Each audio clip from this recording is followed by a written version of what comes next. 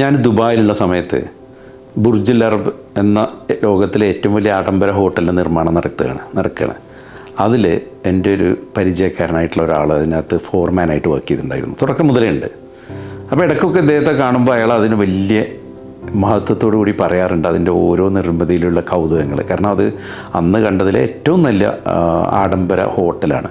Project hand over ചെയ്യുന്ന മുമ്പായിട്ട് അദ്ദേഹം എല്ലാ ഭാഗങ്ങളും നടന്ന് നോക്കി ഓരോ ചെറിയ പൊടിയും അതേപോലെ തന്നെ സ്റ്റെയിനുകളൊക്കെ മാറ്റി തുടച്ച് നീക്കി അവസാനമായി ഒന്ന് തിരിഞ്ഞു നോക്കുമ്പോൾ കാണുന്ന ചെറിയ എന്താ പറയുക പൊടി പോലും തോളിലുള്ള തുണിക്കഷ്ണം എടുത്തിട്ട് അദ്ദേഹം തുടച്ച് വൃത്തിയാക്കിയിട്ട് ഒന്നും കൂടി ഉറപ്പ് വരുത്തുകയാണ് എല്ലാം വൃത്തിയായിട്ടുണ്ടോ എന്ന് പറഞ്ഞ് അയാൾ പുറത്തിറങ്ങി. പിന്നെ അതിൻ്റെ ഉദ്ഘാടന ചടങ്ങുകളും കാര്യങ്ങളൊക്കെ കഴിഞ്ഞ് കുറച്ച് ദിവസം കഴിഞ്ഞിട്ട് അയാൾ അവിടെ പോവുകയാണ്. അങ്ങനെ ചെല്ലുമ്പോഴാണ് സെക്യൂരിറ്റി അയാളോട് ചോദിക്കുന്നു, നിങ്ങൾക്ക് റിസർവേഷൻ ഉണ്ടോ എന്ന്. പെട്ടെന്ന് അയാൾ, കാരണം അതുവരെ അയാളത് അങ്ങനെ കൊണ്ടു നടന്നിരുന്ന ഒരു സ്ഥാപനമാണ്, അപ്പോഴാണ് അയാൾ തിരിച്ചറിഞ്ഞല്ല റിസർവേഷനൊന്നുമില്ല.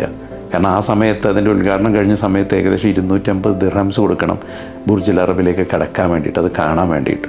അപ്പോൾ ഒരു നിമിഷം അയാൾ പിന്നീട് കുറച്ച് മാറി നിന്നിട്ട് ഈ ഗേറ്റിൻ്റെ ചെറിയ ഹോളിലൂടെ അയാൾ അതിനകത്തേക്ക് ആ സ്ഥാപനത്തിലേക്ക് നോക്കിയിട്ട് ഇങ്ങനെ നിൽക്കുന്നൊരവസ്ഥയുണ്ട്. ഒരു നിമിഷം കൊണ്ട് അദ്ദേഹം അവിടെ അന്യനായി മാറുന്ന ഒരവസ്ഥ.